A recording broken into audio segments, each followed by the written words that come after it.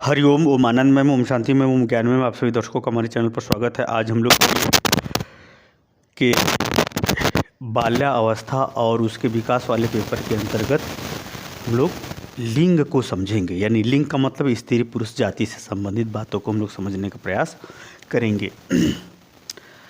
वास्तव में जो जाति होती है वो सामान्य रूप से प्राकृतिक रचना होती है जो स्त्री पुरुष और नपुंसक लिंग के रूप में होती है। अर्थात स्त्री होना, पुरुष होना और नपुंसक होना, ये तीन रूपों में प्राकृतिक रचना होती है। सामान्यतः जो बायोलॉजिकल जो थॉट होता है या उसकी विचारधारा, उसमें ये कहा जाता है जो स्त्री पुरुष के जो गुणसूत्र होते हैं, अगर स्त्री पुरुष दोनों के समान गुणसूत्र यानी एक्स अगर मिलते हैं तो लड़की पैदा होती है, और पुरुष जब स्त्री के एक्स और पुरुष का वाई गुणसूत्र मिलता है तो लड़का पैदा होता है। ये सामान्यतः वैज्ञानिक या ये कहे जीव विज्ञान के दृष्टिकोण से ये अध्ययन ये बताता है। परंतु वास्तव में ये जो लिंग का निर्धारण है ये प्राकृतिक रूप से होता है। यानी प्रकृति ही इसका निर्णय लेती है कि लड़का होगा या लड़की होगी या फिर नपुंसक होगा। तो कुल मिला के अगर हम बात करें तो लिंग का जो निर्धारण है वो प्राकृतिक रूप से है। दूसरे अगर व्यवहारिक दृष्टिकोण से देखा जाए तो स्त्रियों का अपना गुण और उनका स्वभाव अपनी स्त्री के अनुसार होता है। पुरुष का गुण, स्वभाव और व्यवहार पुरुषों के अनुसार होता है। लेकिन कुछ बहुत कम ऐसी स्त्रियां होती हैं जो पुरुषों के होती हैं, स्त्री के शरीर जैसी, लेकिन पुरुषों जैसा व्यवहार कर लेती हैं। कुछ पुरुष शरीर से पुरुष भले ही होता है लेकिन स्त्रियों जैसा उसका स्वभाव होता है। तो कुल मिलाकर के ऐसे रेयर केस में व्यवहारिक दृष्टिकोण से देखा जाता है। परंतु सामान्यतः या ज़्यादातर यह देखा जाता है कि स्त्रियों का गुण, स्वभाव और क्रिया ज़्यादातर स्त्रियों से ही मिलते जुलते होते हैं, और पुरुषों का गुण, स्वभाव और क्रिया ज़्यादातर पुरुषों से ही मिलते रहते हैं। उसी तरह से जो नपुंसक वाले लोग होते हैं उनका भी अपना स्वभाव थोड़ा सा स्त्री पुरुष से भिन्न होता है। उनकी शारीरिक गठन, उनके शरीर की शक्ति, उनकी बोली, उनका चलने का ढंग थोड़ा सा स्त्री पुरुषों से भिन्न होता है, जिसे हम सामान्यतः हम नपुंसक कहते हैं। अगर हम बात करें कि इसे पढ़ने की ज़रूरत क्यों पड़ी, कि हमको लिंग के बारे में पढ़ना पड़ रहा है, यानी बाल विकास के अंतर्गत लिंग के विषय में हमको क्या जानकारी या क्या व्यवहारिक शिक्षक को करना होता है विद्यार्थियों के लिए, उसकी क्यों ज़रूरत पड़ी, थोड़ा सा अब उस पर हम लोग चलते हैं। ये तो यहाँ तक अब सामान्य सी चीज़ें हैं, सामान्य सी बातें हैं, आप लोग कई जगह सुनते, पढ़ते, समझते हैं, जानते भी आ रहे।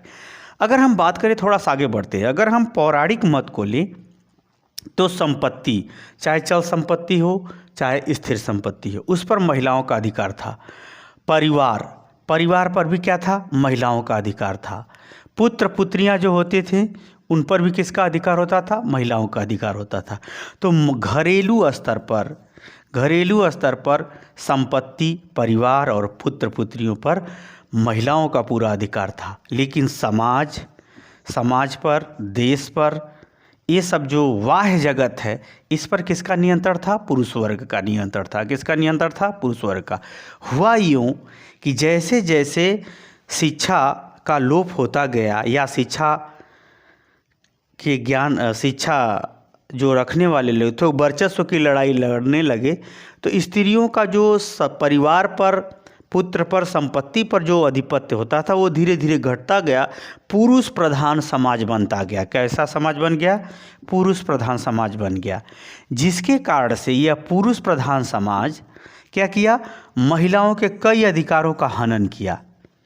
जिसके वजह से हमको ये जानना आवश्यक है कि इस सामाजिक श्रेणी के अंतर्गत लिंग का, यानी पुरुषों का स्त्रियों के प्रति जो भेदभाव है या विभेदात्मक रवैया है, उसे किस प्रकार दूर किया जाए, किस प्रकार से शिक्षा दिया जाए, यह पढ़ने की आवश्यकता पड़ी है। तो इसके लिए हमको आवश्यक है कि पुरुषों का स्त्रियों के प्रति जो भेदभाव किया गया है उसको हम पहले जानें। फिर इसके आगे वाले वीडियो में हम बताएंगे कि लिंग को ध्यान में रखते हुए, यानी स्त्री पुरुष में जो भेदभाव है उसको ध्यान में रखते हुए शैक्षणिक कौन कौन सी गतिविधियां आप अपनाएं तो बालक का विकास अच्छा होगा। उसको आगे की वीडियो में बताएंगे। फिलहाल इस वीडियो में ये बताएंगे कि ये जो ए वाला कॉन्सेप्ट था, संपत्ति, परिवार और पुत्र, ये जो हमारा सनातन संस्कृति थी, इसमें ये तीनों पर महिलाओं का अधिकार था। पुरुषों का समाज पर, देश पर, शासन पर, यानी बाहरी जगत पर, परिवार से बाहर के संसार में पुरुषों का वर्चस्व था, तो जिसमें दोनों में संतुलन बना हुआ था। लेकिन पुरुष वर्ग ने महिलाओं के इन अधिकारों का हनन किया, जिसके कारण से कई गतिविधियां, कई भेदभाव, कई अनैतिक व्यवहार, कई ढंग के शोषण इत्यादि बढ़ावा मिले, जो अमानवीय है। तो उन्हीं सब बातों को थोड़ा सा आधुनिक दृष्टिकोण से, हम पौराणिक मत से नहीं पढ़ाएंगे, आधुनिक दृष्टिकोणों से उसे हम समझाने का प्रयास करेंगे। जब आप स्त्री पुरुष में विभेद को समझ जाएंगे, तब निश्चित रूप से शिक्षा में कौन सी रवैया एक अध्यापक को अपनाना चाहिए, आप उसे भी समझ आएंगे। तो आइए इसको भी देखते हैं। पहला इसमें देखते हैं मूल अधिकार। भारतीय शासन व्यवस्था क्या कहा, जहाँ जहाँ भी लोकतंत्र है वहाँ पर स्त्री पुरुष दोनों को क्या है, एक समान अधिकार मिला हो, यानी मूल अधिकार मिला है। मूल अधिकार स्त्री पुरुष दोनों के लिए समान है। तो भारत में जो मूल अधिकार हैं, कुल 6 मूल अधिकार मिले हैं। 6 मूल अधिकारों में स्त्री पुरुष दोनों को समानता का रूप से समान रूप से अधिकार मिले हैं। जैसे स्वतंत्रता का, समानता का, शोषण के विरुद्ध अधिकार का, उसी तरह से धार्मिक स्वतंत्रता का, संस्कृति के रक्षा का, संवैधानिक उपचारों का जो मूल अधिकार मिले हुए हैं, वह स्त्री पुरुष दोनों को समान मिले हुए हैं। शिक्षा का जो मूल अधिकार मिला है, जो अनुच्छेद 21 क में है, और निजता का अधिकार जो है अनुच्छेद 21 में है, ये जो भी स्त्री पुरुष दोनों को समान मिले हुए। लेकिन स्थिति है क्या कि महिलाएं जागरूक न होने के कारण से, महिलाओं में शिक्षा न होने के कारण से आज भी पुरुष वर्ग महिलाओं के मूल अधिकारों का पूर्णतः प्रयोग करने नहीं देता है। घरेलू स्तर पर भी, संवैधानिक स्तर पर भी, और जीवन के व्यक्तित्व के विकास स्तर में भी यह क्या स्थिति, बाधा उत्पन्न होती है। जैसे कोई अगर लड़की पढ़ना चाहती है तो उसकी सुरक्षा की स्थिति पहले उत्पन्न होती है। तो इसका अर्थ यह है कि पिता भले ही सुरक्षा देता है, लेकिन बाहरी समाज उसे सुरक्षा नहीं देता, जबकि बाहरी समाज में भी पिता हैं, भाई हैं और भी लोग हैं, फिर भी वो सुरक्षा नहीं दी। यानी कुल मिला के अगर हम बात करें तो मूल अधिकार मिला तो है, लेकिन बाहरी समाज के जगत में उत्तम व्यवहार नहीं हो पाता है। इसके कारण से महिलाओं को अनेक समस्याओं का सामना करना पड़ता है। अनेक समस्याओं का क्या करना पड़ता है, सामना करना पड़ता है। अगर हम बात करें, थोड़ा सा और बढ़ते हैं, तो नीति निर्देशक तत्व। नीति निर्देशक तत्व में राज्य सरकार को संविधान द्वारा निर्देश दिया गया है कि आप इस ढंग से, इस प्रक्रिया से आप शासन करें तो आप एक उत्तम राज्य की स्थापना कर सकते हैं। तो इसमें जो है एक अनुच्छेद है 39, जहाँ पर ये बताया, अनुच्छेद 39 ये कहता है कि समान कार्य के लिए समान वेतन। समान कार्य के लिए क्या है, समान वेतन। लेकिन नहीं, व्यवहार में ये पाया गया है कि महिलाएं वही काम करती हैं तो कम वेतन मिलता है, पुरुष वो काम करता है तो उससे ज़्यादा वेतन मिलता है। तो समान कार्य का समान वेतन निर्देश दिया गया है, लेकिन ऐसा होता नहीं। उसी तरह से अगर हम अनुच्छेद 42 की बात करें तो अनुच्छेद 42 में यह भी निर्देश दिया गया कि जो प्रसूति महिलाएं हैं उनकी व्यवस्था, यानी पौष्टिक और उनकी देखरेख, बच्चों की देखरेख का भी प्रावधान क्या करे, राज्य सरकार करे। और यह अनुच्छेद 43 में यह भी कहा गया है कि कोई इतना मजदूरी कम न दे कि निर्वाह करना ही कठिन हो जाए। तो यानी कम से कम स्त्रियों को, अगर कोई ग्रामीण क्षेत्र ही क्यों न हो, पिछड़ा इलाका ही क्यों न हो, कम से कम उसे निर्वाह स्तर की मजदूरी देना चाहिए। ये सब तमाम प्रकार की बातें नीति निर्देशक तत्व में कही गई हैं। अब ये सब नीति निर्देशक तत्व में कही तो जरूर गई हैं, लेकिन फिलहाल में अगर व्यवहार में आप उतरेंगे तो यह भेदभाव स्त्रियों के प्रति मिलता है, उतनी व्यवस्था नहीं मिल पाती है। कागज़ पे कुछ और है, व्यवहार में कुछ और है। आगे हम चलते, अगर हम बात करें व्यवसाय की, तो व्यवसाय के अंतर्गत महिलाओं का जो है आज भी पुरुषों की तुलना में संख्या भी कम है, पुरुषों की तुलना में मजदूरी भी कम है, अब पुरुषों की तुलना में जो है दायित्व भी कम है। तो कुल मिलाकर के महिलाएं एक सहयोग के रूप में होती हैं व्यावसायिक क्रियाओं में, न कि मुख्य भूमिका के तौर पे होती हैं। उसके पीछे अनेक कारण लोग देते हैं उत्तर, अनेक कारण का जवाब देते हैं कि नहीं, उनके अंदर रिस्क उठाने की क्षमता नहीं है, परिस्थितियों से लड़ने की क्षमता नहीं है, उनको परिस्थितियों से लड़ने से पहले उनको अपनी सुरक्षा का ध्यान रखना पड़ता है। पुरुष जो है अपनी सुरक्षा के साथ वो लड़ सकता है, तो ये सब अनेक प्रकार के जो है तर्क दिए जाते हैं, व्यवहार पाए जाते हैं, यानी यहाँ पर भी व्यावसायिक तौर पर भी भेदभाव देखने को मिलता है। यदि हम बात करें आरक्षण की बात, तो आरक्षण की बात अगर हम बात करें 73वां संवैधानिक संशोधन और 74वां संवैधानिक संशोधन में नगर महापालिका और ग्राम पंचायत में जो है, ग्राम पंचायतों में महिलाओं को 33% आरक्षण दिया गया। लेकिन रह गई बात कि ये जो 33% आरक्षण था, लेकिन महिलाएं भले ही सीट ग्राम पंचायत पर और नगर महापालिका में जीतती हैं, लेकिन पुरुष ही क्या होता है, मुख्य भूमिका में होता है। उसी तरह से लोकसभा और विधानसभा में भी आरक्षण मिलना चाहिए, मिला भी है, लेकिन आज भी उनकी जो है गौड़ ही भूमिका होती है।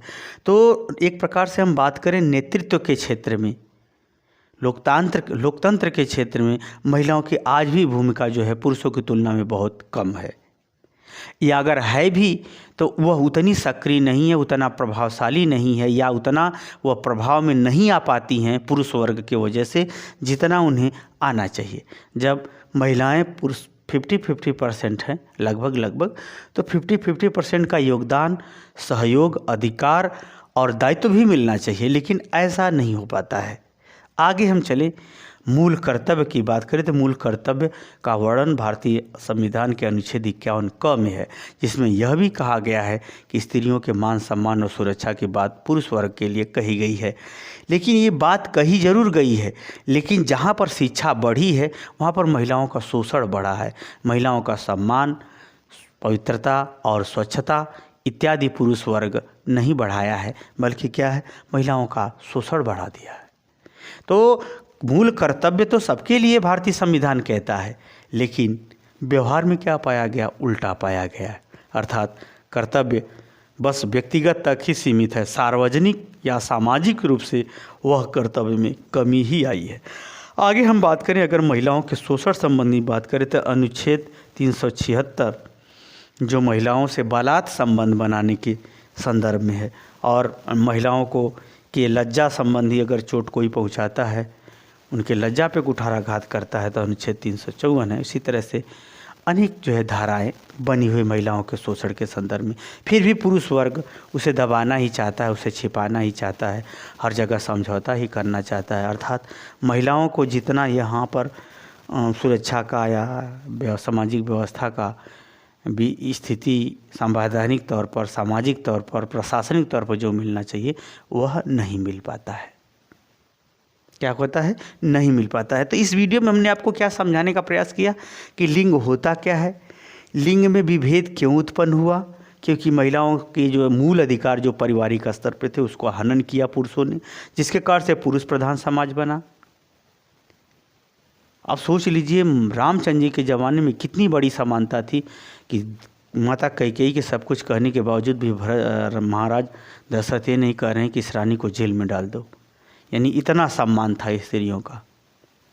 तो कुल मिला के अगर हम बात करें तो वह जो हमारी मूल संस्कृति थी, उसके मूल सिद्धांत पे कुठाराघात के फलस्वरूप पुरुष प्रधान समाज बना, जिसके वजह से एक तमाम प्रकार की विकृतियाँ धीरे धीरे विकसित हुई, जो आधुनिक समय में जब लोकतंत्र का रूप लिया तब महिलाओं को जो समानता या पुरुषों के समान जो दर्जा मिला है, या लोक कल्याणकारी में पुरुषों के समान उनका भी कल्याण होना चाहिए, या विधि व्यवस्था बनी है, उस विधि व्यवस्था में हमने इन सब चीज़ों का जिक्र किया है। फिर भी महिलाओं की स्थिति किसी न किसी प्रकार से पुरुषों से भिन्न ही है, पुरुषों से शोषित ही है, या पुरुषों की तुलना में दबी हुई है। अब इसे हम कैसी शिक्षा प्रदान करें, कैसा आचरण, संदेश, व्यवहार, क्रियाकलाप को सिखाएं, ताकि जो है पुरुष वर्ग अपने मौलिक और न्यायपूर्ण कर्तव्यों के साथ अपना कर्तव्य करे और महिलाओं के विकास का अवसर मिले। ये सब बातों को हम किस प्रकार से शिक्षा दें, इसका जिक्र हम आगे की वीडियो में करेंगे। तो मुझे उम्मीद है सामाजिक स्टडी के अंतर्गत लिंग का अर्थ और लिंग में जो विभेद की स्थिति उत्पन्न हुई है वह कैसे है और किन रूपों में हुई है, इसे आप समझ गए होंगे। समझ गए तो कमेंट बॉक्स में जरूर बताइए। साथ ही मेरे चैनल को लाइक शेयर सब्सक्राइब कीजिए। हरिओम।